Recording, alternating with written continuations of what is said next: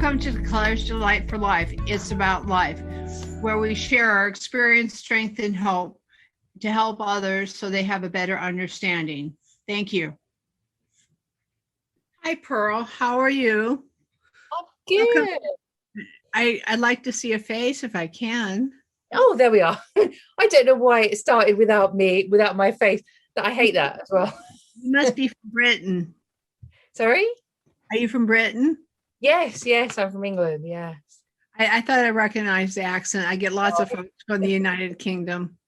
Well, I'd like to welcome you to Declare's Delight for Life. It's about life, sharing your experience, strength, and hope. Okay, hi, I'm Howie, and really pleased to join you for this. And I was so interested when you said about what you do in terms of decluttering, because it's been such a big part of my life for probably the last 5 years or so. And I really just, when I started decluttering everything, it kind of took me back to a lot of things that I always wanted to do, like writing and traveling. And so I spent the next 4 or 5 years writing and traveling and doing all the other things that I had kind of put on the back burner for a really long time. So I think one of the things that decluttering did for me was to open up a lot of possibilities and really see, what I had kind of been hiding from myself and what I had been kind of like saving for best, I think is the best word. Sometimes we tuck things away in a sort of safe place, put things away in a safe place for a while, and then we just kind of never get back to it because we get so busy with things. I guess I just realized I was doing that with my time as well as my space. So since then I've published, I think, a total now of, I think it's about 74, 75 books. A lot of them have been Amazon bestsellers, so they've been about travel and meditation and parenting and all kinds of things. And I traveled, all around the world before COVID. So places like Bhutan and Japan, Miami, Hawaii, Mexico. You've been all around the world. Pretty much. There's a couple of big places I didn't get to, but they weren't really, I always say I was like working on my bucket list. And so I always find, like, when you do that, and I think it's one of those things like decluttering as well, like we save things for best because we're worried, like, well, what happens if I do this? Then I won't have any more dreams. I won't have any more things to explore. And then I always find that once you do that, then you kind of go, oh, well, maybe I could do that as well. So, but obviously there's a break at the moment for me because my next sort of few destinations I would like to visit are Australia, India, and South America, which are all kind of off the table for the moment. So, yeah. But I'm very lucky in England because we have so much international culture here. So, for example, Indian culture we've got so much Indian culture here. We've got so much South American culture as well. So a lot of Australians. Yeah, that was a great introduction. I appreciate you doing that. I'm going to give you a little introduction about me too. I was a hoarder. I turned declutterer. That's what started this business off a couple years ago, and got the ball kicking. I've actually written 4 books. I've also dealt with multiple personality disorder as a result of severe abuse growing up. I was born into a cult. Don't feel bad for me because I don't feel bad for myself because, I will admit I'm dealing with some challenges right now with my health, but that doesn't stop me from doing what I need to do because, business doesn't stop just because you get sick. We're here to help folks. That's just a little bit of my background and what the business is about to kind of give you some idea where we're coming from.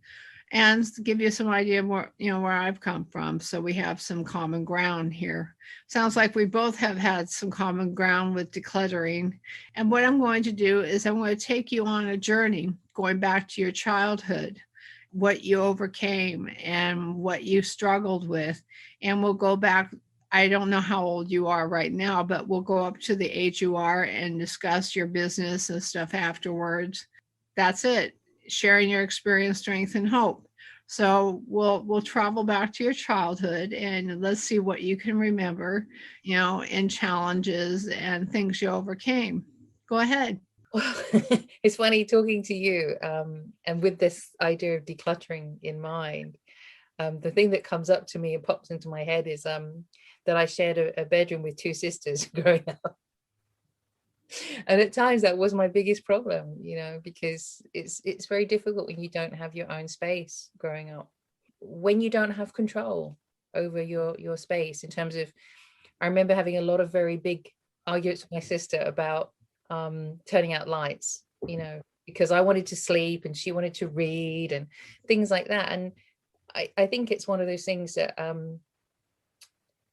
it's very important to have a level of control over your living space, especially your sleeping space, things like that. So I think for me, it's difficult because, talking about decluttering and things like that, is I remember, and sometimes I would come with that when I was dealing with things, and I would say, you know what, there's some part of me that still wants to stick a load of stuff in a place, to block it, that's my space because I've got my stuff in it, whereas it really wasn't possible to have clean space and, around me, because if I left an empty space, somebody else would chuck something in it, and that's often what happens when you share a bedroom, or you share family living space, things like that. If you leave a space and somebody else thinks, haha, that I'll take that over.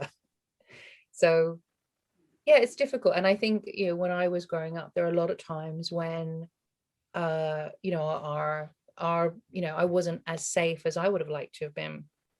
And that's very difficult, I think, when you don't have a sense of a safe space in your life. And it's been one of the things that I often talk about, that safe space, in the things that I do. I've been teaching a lot of Zumba. And it's very important to me when I'm teaching that, especially, it was more like physical space pre-pandemic, but to allow people a safe space to come into, so. And it's difficult when you have a group, because people want to be together, they want to be in a group, but sometimes people have an agenda. Mm-hmm. And so they want to sell something, or they want to talk about something, or they want to derail. And so one of the things I always had was very strict boundaries on things like that. And so people coming in would know, this is exactly what's going to happen. We're going to spend 45 minutes doing this, and then we're all going to, so there's safety in knowing what the boundaries are, what the guidelines are for what we're going to do in this time. How was this in connection with your childhood, going in your teenage years into your 20s? How did that go? There's a lot of different aspects to it, It's a real big help for our audience, for people to understand you and understand where you're coming from, because that lays the foundation for a lot of what your life is about. Yeah, I mean, I think the biggest thing that happened for me was when I was 15, and my brother had a stroke, a brain hemorrhage. And what's interesting is at that time, my mum had to go to the hospital to be with him. It's funny what you said before about ill health and work carrying on. It's like, I think sometimes, when ill health happens, everything stops. Everything stops. And so it felt very much like that at that time. And my mum had to go and be at the hospital. And one of the things I found actually was, at that time, a thing that I started doing that was very like a coping strategy for me, was cleaning and tidying. And my house had never been that clean and tidy, everything, folding towels, doing dishes, hoovering, all that kind of stuff. And I realize I also have a kind of, at times I can have a bit of OCD in terms of cleaning and putting things away. And so it's interesting, because I like to live in a decluttered space that's very comfortable to me. But at times that comfort can then become like a need, a need to have everything precise and clean. So it's trying to find that balance between those things. And as I say, back then, that was very comforting to me. I found a real comfort in that. But sometimes when I look around and things are really clean and tidy, I know it's because I'm not coping very well. And I know that I'm using that OCD, So yeah, it's interesting, because it's funny how sometimes that coping strategy can be one way or the other, you can kind of bounce between those things. So Yeah. And I think when we, at that time, and sort of going on from there and sort of getting older, we moved house and I finally had my own bedroom.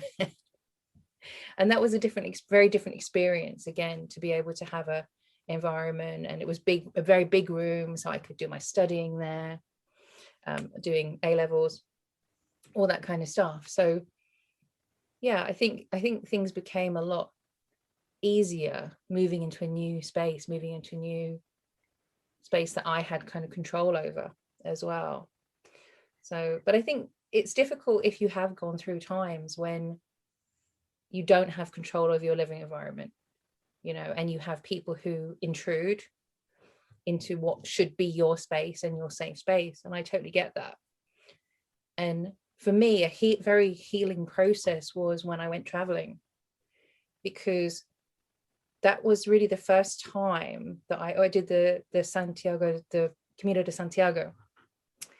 And a big part of that for a lot of people is staying in dormitories and in hostels and hostel rooms and things like that. So it was something that when I went to do that, I hadn't really done that in my adult life.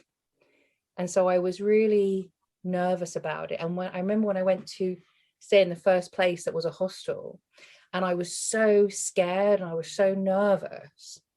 And what happened was I got a private room, and as soon as I walked in, I was like, wow, this is really safe, this is clean, this is tidy.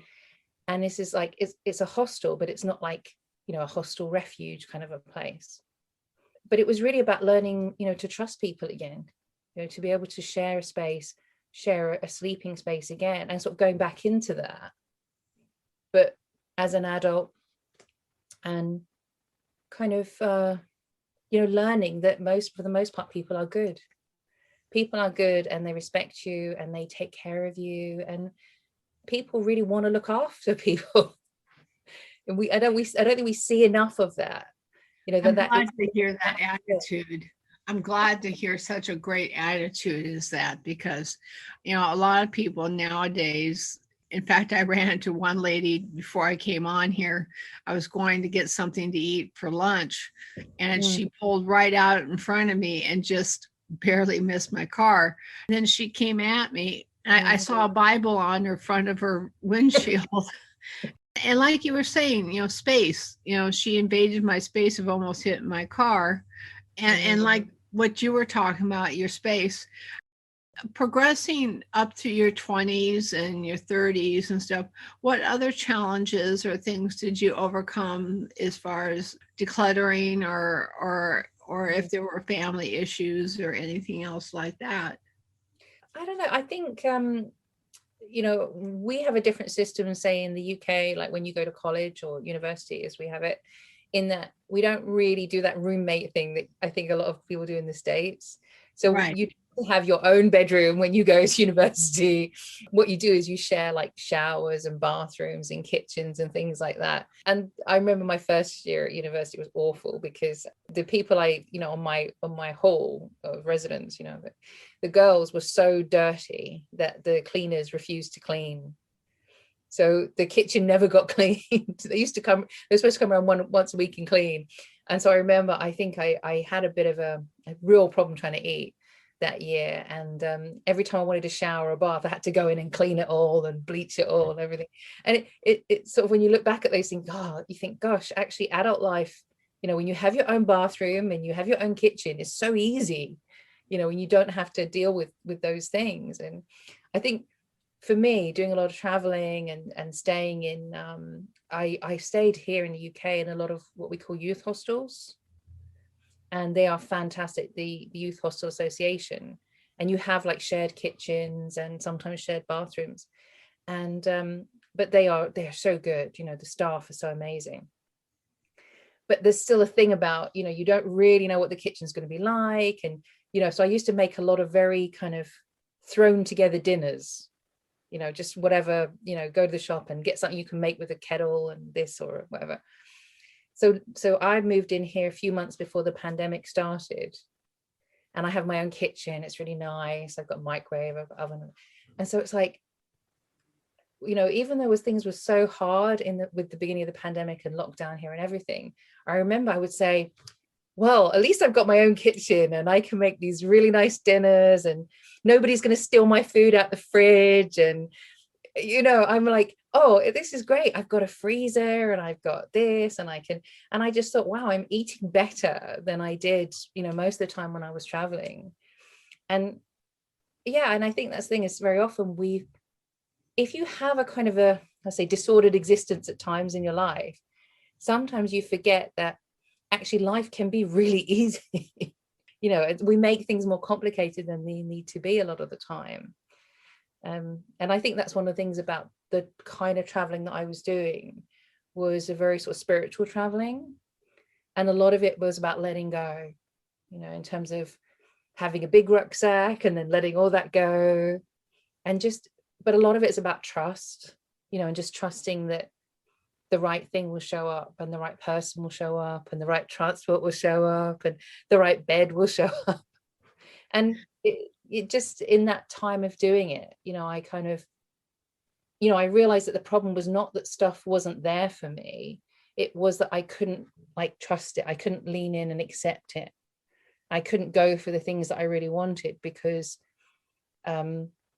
I didn't have faith that it would come together, and I think what I've learned is that if something's meant to be for you, if it's yours, then it will be there for you.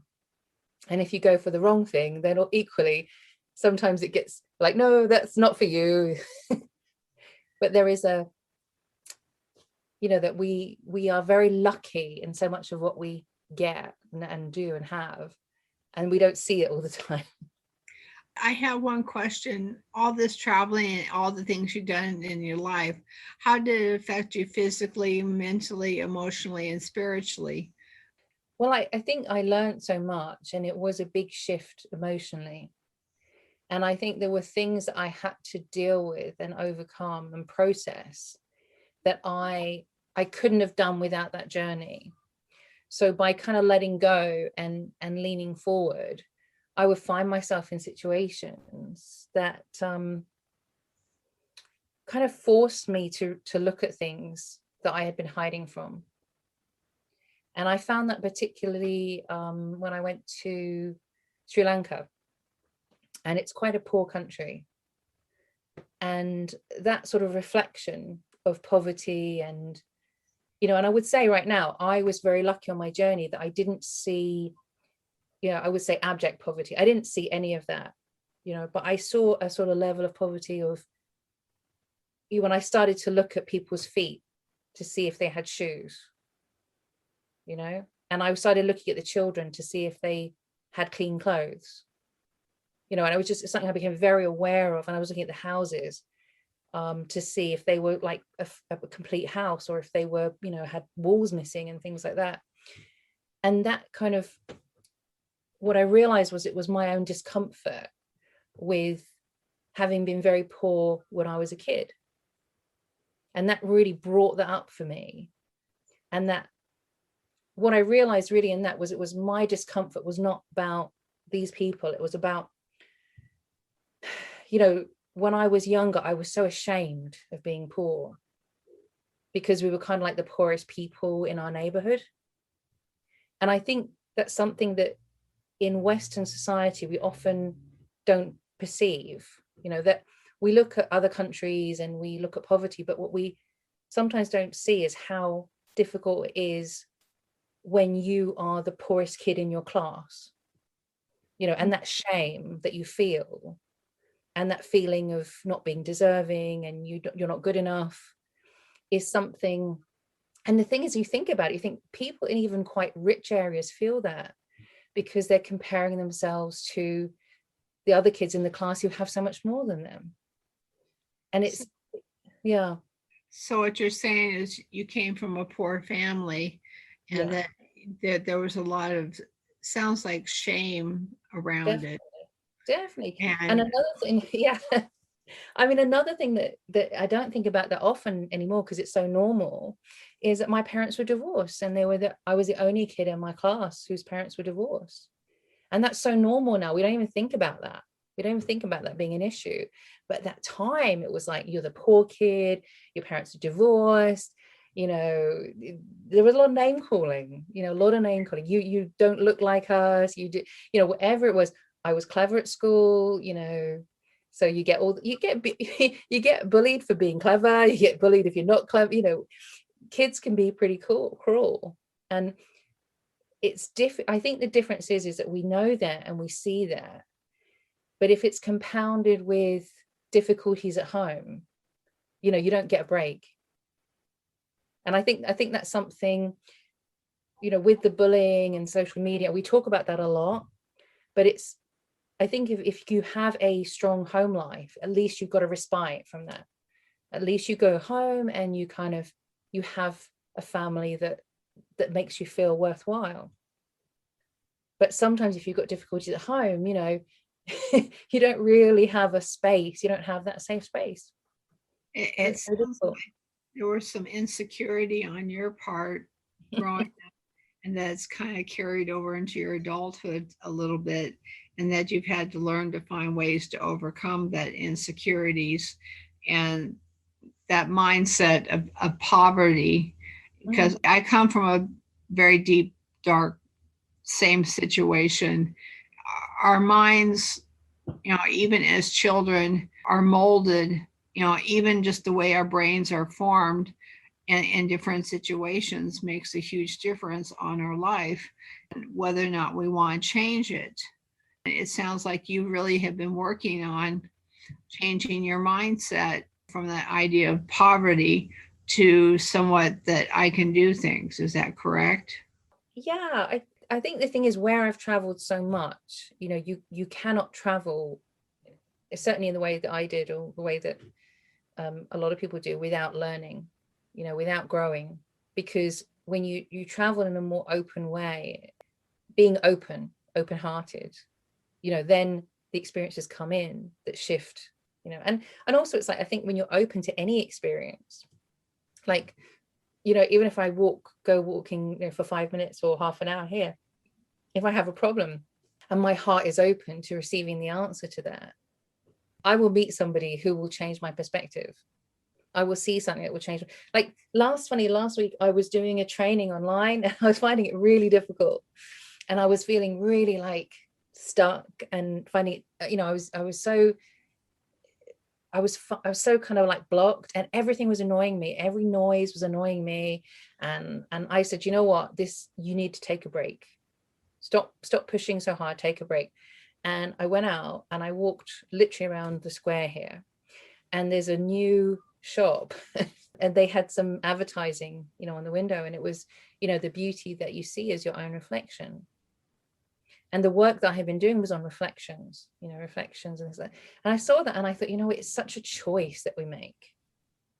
When we look in the mirror, and like say, when you look at your past, you look at your childhood, you can see the dark, and you can see the bad things, the problems, the difficult people.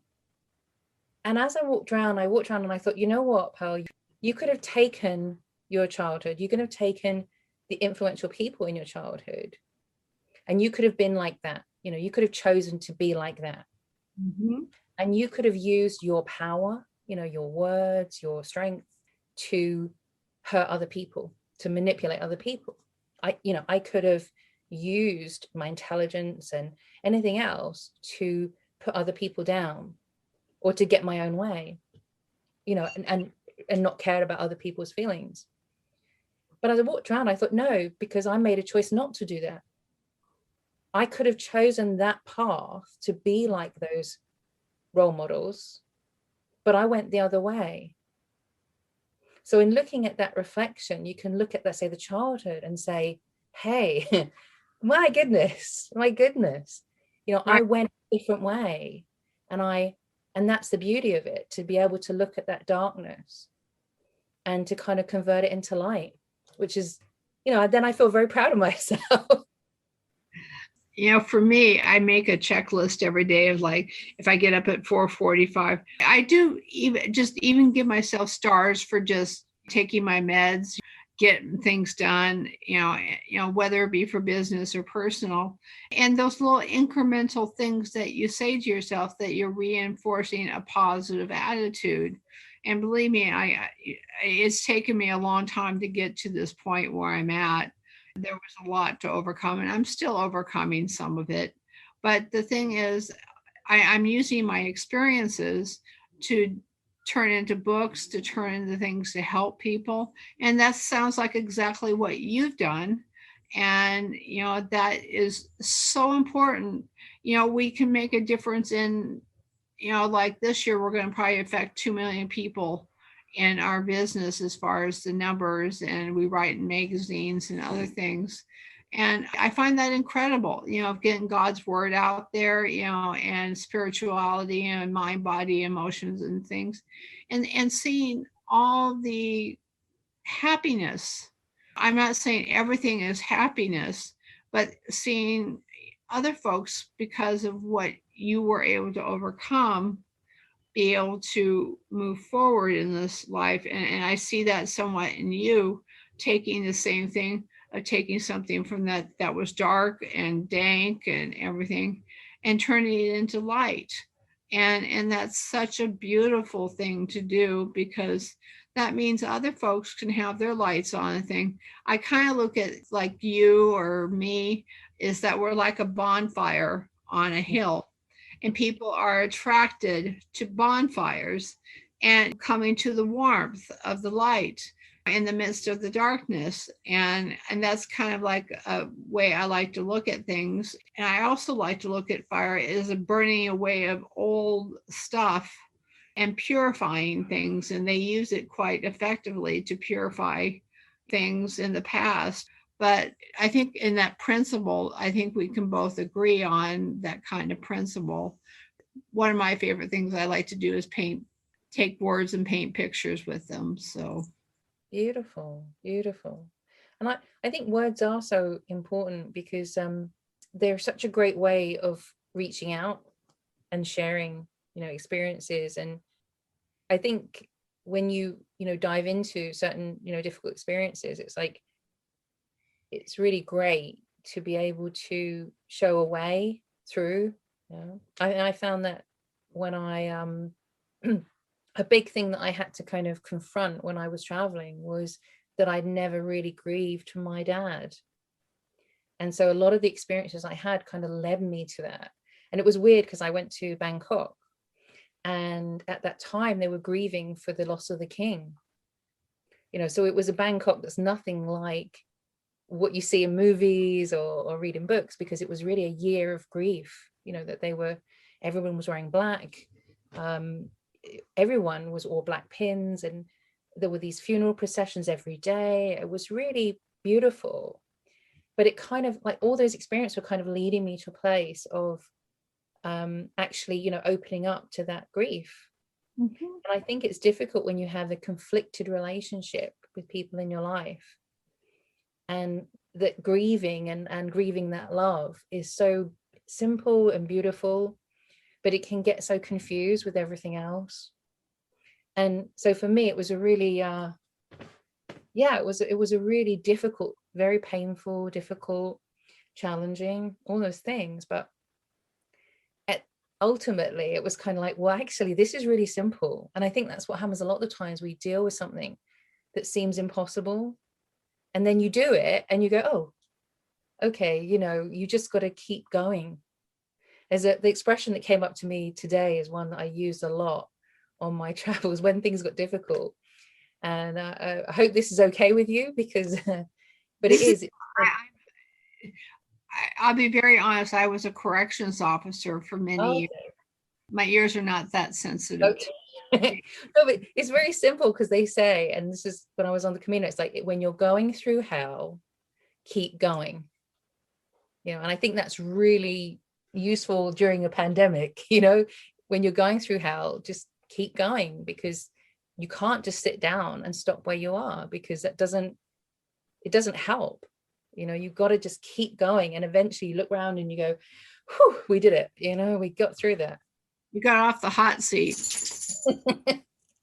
But it's, it's so simple. And it was just like, what I loved is when you travel, you know, things change all the time. Like you can be in one place and it's so amazing, it's heaven, and then the next day, you know, it's hell.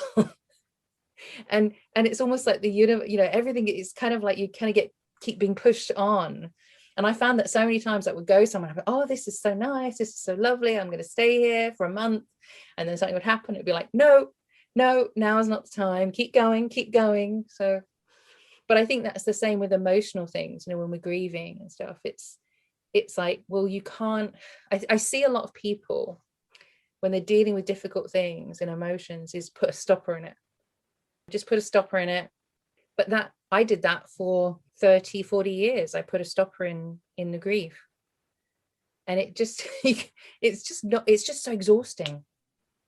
And it's much more freeing. It's like, you know, with decluttering, it's so freeing to let go of those emotions. You know, it's a lot of baggage. And then you let it go and you're like, oh, that's nice. Yeah, decluttering covers many aspects, I find. Decluttering your physical, your emotional, your mental, and your spiritual. And I think it even goes way beyond decluttering and at different levels. If there were three takeaways you could give our audience, what would they be? I think, you know, the last year or so, my focus has really been on fear of success and understanding that that's really just fear of life. You know, it's fear of living. And as we say, our greatest fear is that we are powerful beyond measure. And I would say that the big thing is, please, you know, try not to be scared of yourself, you know, of your beauty and your grace and the amazingness that's within you. I think that's the fear that we all experience in one way or another. And so just try not to be scared of yourself, of who you truly are, because, you know, I think who we truly are is amazing and beautiful and wonderful. Number two, I've got to come up with a better one. Number two, I think one of the things we have is, I always say another thing, which is heaven and hell is the same thing, which is other people. And even the most kind of saintly people I've met and the most amazing spiritual people, what I love is they share their stories of challenges with other people, you know, and it doesn't make you a bad person if you're not always, you know, light and fluffy. And, you know, it's it's part of the human experience to have difficulty and challenges with things. And sometimes we do need to take time to deal with anger and fear and somebody cutting you up on the road. and it, you know, it takes time because sometimes it's really painful. And one of my greatest teachers has always taught me that, you know, sometimes when we have those strong emotions coming up, when we have stuff coming out of us, give yourself space and time, you know, be kind to yourself and give yourself the time and space to process those emotions and to allow them to come out. Yeah, and I think that's particularly true of things like grief. You know, that grief doesn't happen in a clean way. It's messy and it's uncomfortable, and it's uncomfortable for the people around us because we have a lot of conflicting emotions. You know, when we grieve, we experience like anger and bargaining and a lot of messy stuff, you know, and that's okay, but we need to give ourselves the time and space so that we're not like throwing that at other people. You know, we're not making our grief too much of a problem for other people, really. Yeah. And I suppose the third thing is I kind of, my books, the first sort of 7 books I wrote about the Camino are all spiritual principles. And so each book was kind of about learning a spiritual principle. But the first one is take what you need. And that changes every day, you know. Right. So I think it's, you know, there's some really great books and teachers who say do this every day or eat this every day. But I think the important thing is sometimes we need different things on different days, you know, and So sometimes we need space, sometimes we need closeness, sometimes we need to go and make some money, sometimes we need to spend some money. Sometimes, you know, we need it. And when I was traveling, sometimes I would need like to go and stay in a dormitory to have that experience. And other times I would need to go and stay in a 5-star hotel because that was what I needed on the day. And I think sometimes we don't look enough inside at like, you know, what do I need today? And not worry about everything. Like in terms of accumulating things, sometimes we accumulate so much because we're worried about what we're going to need next week or in 3 months, or what am I going to need for my retirement? And it's like, okay, just take what you need. And actually, I think that's a Native American saying that they use particularly to talk about what you take from the land. You know, how much of the forest you cut down, how much fish you fish, you know, take what you need and then leave the rest. You know, leave the strawberries growing in the field for the birds. You don't have to take them all. That's great. Thank you for those 3 takeaways. They were very good, and I think our audience will appreciate that. Thank you for coming to Claire's Delight for Life. It's about life. I hope you enjoyed our podcast as much as I did, and I hope you have a great day. I'd love to let you know about a new book coming out, and it's a great help for those who, and including you, to deal with life. It's called Overcoming Depression, Anxiety, PTSD, and Stress. Who couldn't use a book like this? And it's a great program. And the book and audio are going to be made available on Audible and Amazon. We also have we are on all the social platforms, YouTube, Twitter, LinkedIn, and Pinterest, and TikTok, and just about anything else you can think of. With all that being said, we also have some other wonderful books that you can get on Amazon and Audible and on our website too, which is declaresdelightforlife.com. Again, that's declaresdelightforlife.com. And those books are Clutter to Declutter. And another one is 28 Days to Declutter Your Mind. The other one is Secrets to Declutter Your Mind Now. These were written with lots of love and experience, these books, to really help you on your journey in life, because I know, having gone through so much in my life, these are written from the heart to see that you too can succeed despite your situations. And I just want you guys to know that we do have a 180-day guarantee that if any of these don't work for you, you can just email us or at support@declaresdelightforlife.com, and we will refund your money with no questions asked, because we believe that a no questions asked guarantee is the best way to have a great relationship with you. And with that said, you know what? I hope you enjoyed this episode of Declares Delight for Life. It's about life, sharing your experience, strength, and hope.